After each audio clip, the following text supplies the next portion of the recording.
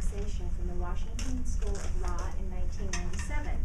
He also holds a Master of Business Administration from Amberton University. Other designations he's earned include the Certified Management Accountant and Certified Fraud Examiner. So please help me welcome Richard Goldstein. Why is our income tax system so complex, and what, if anything, should be done about it? Richard Goldstein.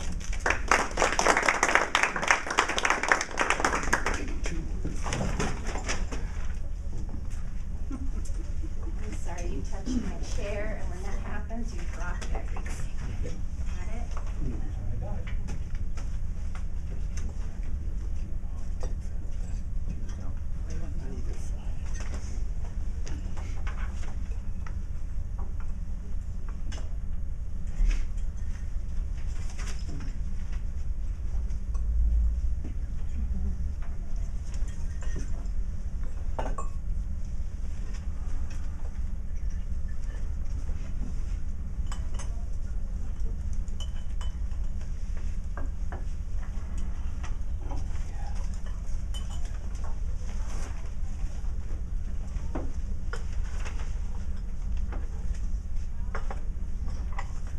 Good afternoon, fellow Toastmasters, and especially our guests.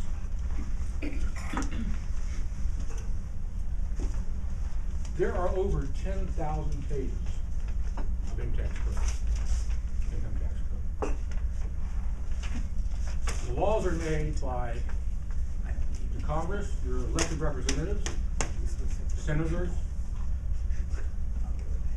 They make the law, the Treasury Department writes the regulations. Taxpayers disagree, the tax court, regular courts make decisions, the Supreme Court passes down decisions, and the IRS is there to get the money. Now the IRS is like a shark in the water. It's not necessarily there to get you, but it kind of mauls you with its teeth to find out what it is, and by that time it doesn't matter.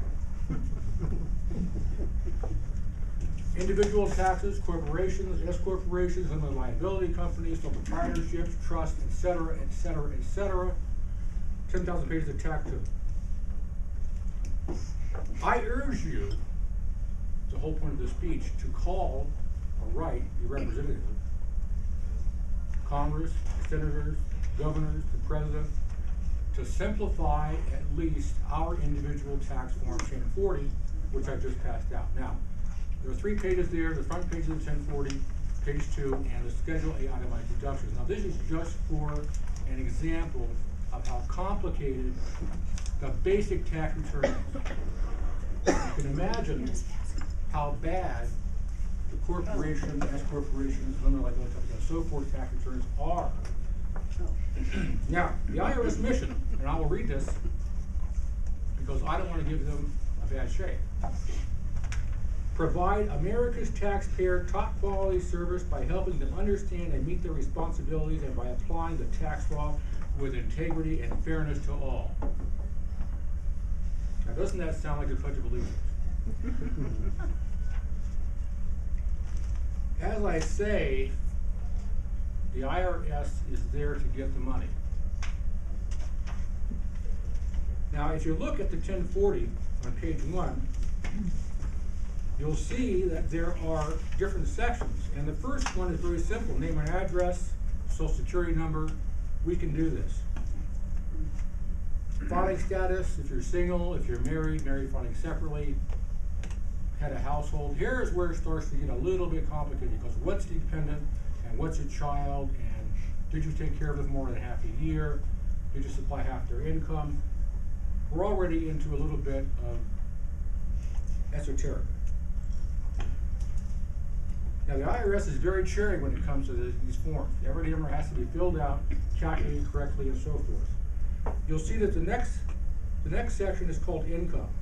Basically, all your wages, interest, dividends, capital gains, income from your business, sole proprietorship, retirement distributions, unemployment compensation, Social Security benefits, and that all adds up on line 22 for total income. And then there are adjustments. Educator expenses. Teachers and teachers' aides can expense up to $250 of classroom supplies. Health insurance, health savings accounts. Moving expenses. Alimony that you pay to your ex-spouse. Tuition. Loan interest, student loan interest. These all get added up, and the bottom number on line 27 is adjusted gross income. That's an important number because that's the number that the tax code uses to see whether or not you can itemize your deductions. And this is the problem with it. Why do we have so many complicated tax laws in the first place? The idea mainly is the itemized deduction is a great example. Why is mortgage interest and property taxes deductible? And their main reasons, I think, are the twofold. One, the real estate lobby. They pay to have people go to Congress and say, hey, we want this deduction because we can sell houses. The second thing is that the government, I think, feels, this is my personal opinion, that if we own part of America, we might not riot and burn it up when we find out what a bad deal we're getting.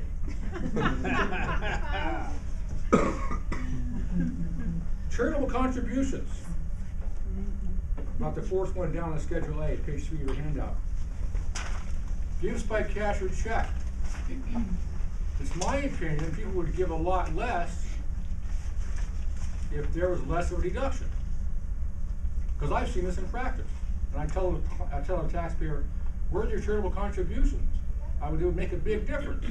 Hundreds of dollars. And all of a sudden, they get a couple of days and they come up with these deductions. Now, I'm not sure if they're real or not. And sometimes I ask for receipts, sometimes I don't. I don't really feel like it's my job to be working for the IRS in that manner.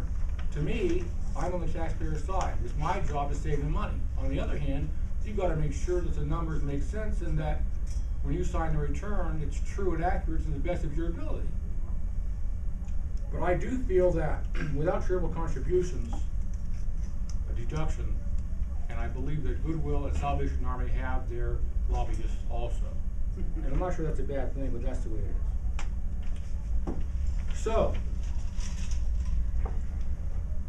there's also this thing called the Earned Income Credit, transfer. It's a transfer payment. And what that means is that people who are poorer and work for a living can get money from the government that they did not pay in. It's called a refundable credit. And what happens is that allows the government to give money from the rich or better off, give more money to those that are not as well off, the working poor. And that helps the economy. But I do think that, in closing, I do think that we really need to reduce the taxpayer's burden. Now, according to the IRS, on the 1040, the taxpayer expends 22 hours on doing the tax return and record keeping and getting it ready and filing, at an average cost of $290. Now, I think that's fine for the corporations, partnerships, limited liability companies, et cetera, et cetera, et cetera. But what I'm calling for is a simpler 1040. I believe that everyone should be able to do their tax return in a few hours and not have to use a computer. Now, maybe I'm just naive, but I think that's the way it should be. So I urge you all, call your congressman, your senator, your governor, your president, get on the internet, start a movement. But let's get this thing simplified. And then I'll probably be out of a job.